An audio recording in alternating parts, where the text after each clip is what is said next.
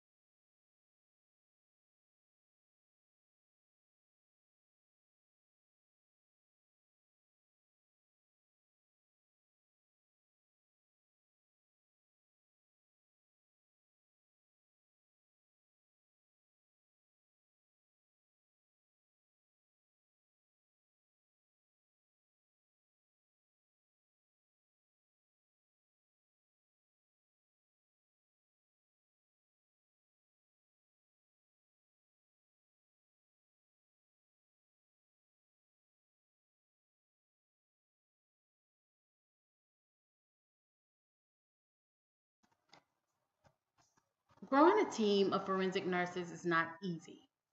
They have to be educated, they have to be trained, and there has to be finances available in order to grow programs such as a forensic nursing program in area hospitals. There also has to be people that are willing to train.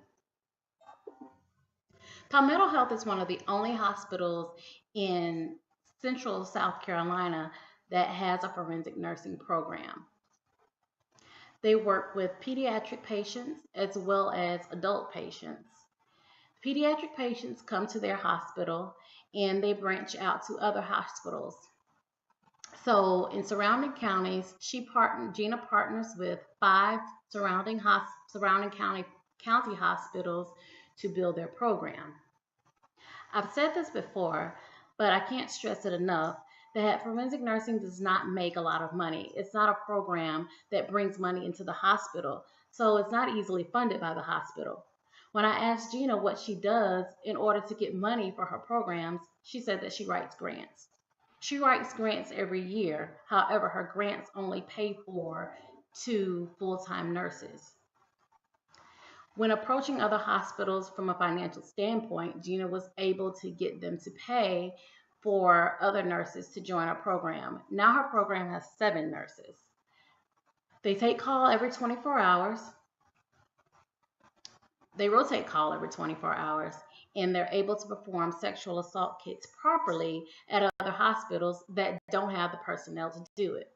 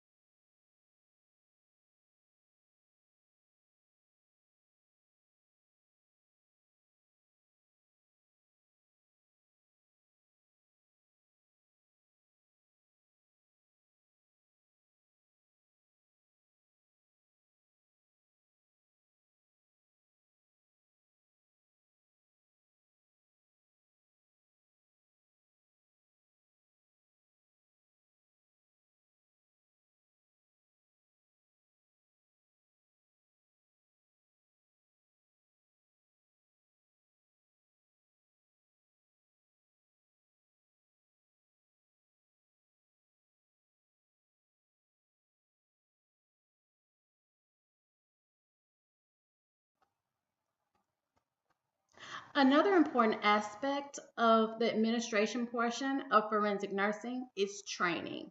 You have to keep your staff trained. I talked to Gina about how she kept her staff trained and up to date on information. She stated that she uses the IFN a lot, which is the International Forensic Nursing Association, but she also partners with local law enforcement that also conducts programs for child abuse and prevention, sexual assault abuse and prevention, and she partners with the strangulation team. Through the strangulation team, she's able to get more information about victims and victimization. And then she can branch her nurses out to reach out to those victims as well. She attends local conferences and national conferences, ensuring that her team stays up to date on information. And she also ensures that they're certified. Forensic nursing certification consists of 2 parts, the SANE A and the SANE P exam. The SANE A exam is the sexual assault nursing exam, certification exam for adults, and the SANE P is the sexual assault nursing exam for pediatrics. Both are essential in training and learning and staying up to date on sexual assault awareness, prevention, techniques, and just to see what everybody else is doing around the country to keep her program on top with all the rest of them.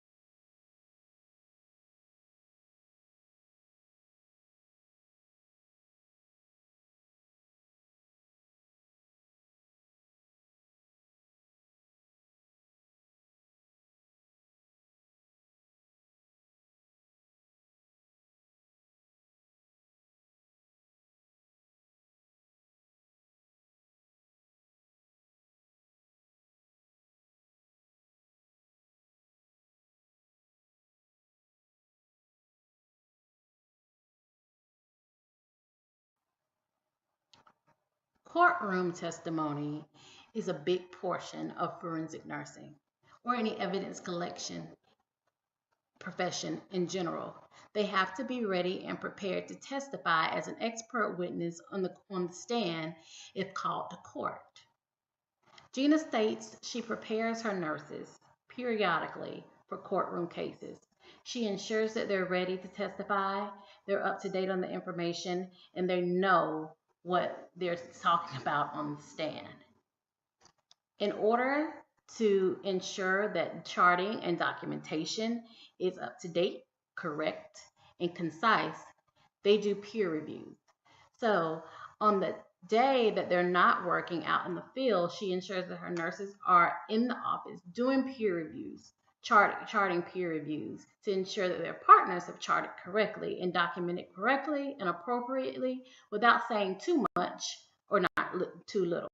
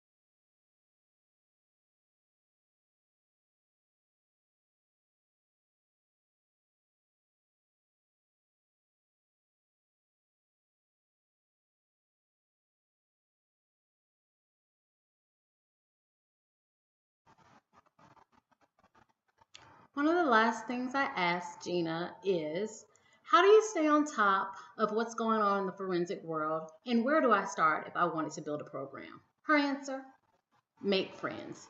Make friends with police departments, make friends with forensic administrators at other hospitals just to see how they grew their teams, make friends with the Attorney General's office, make friends with the DA's office. She said that you have to be on top of the information in order to know what you're sending your team to and where you're sending them. She said that she contacts her local police departments periodically to find out what county had the most sexual assault cases, what counties had the most elder abuse cases, what counties had the most domestic violence cases. And then she branches out and reaches out to those hospitals in those areas in order to see if they might need forensic nurses. A lot of these hospitals don't have forensic nursing programs. So she's able to send her teams out to actually take care of the things that they can't. That's how she stays on top of everything. She says in order to build a team, this is what you have to do. You have to build connections with other people and other sources in order to get what you need.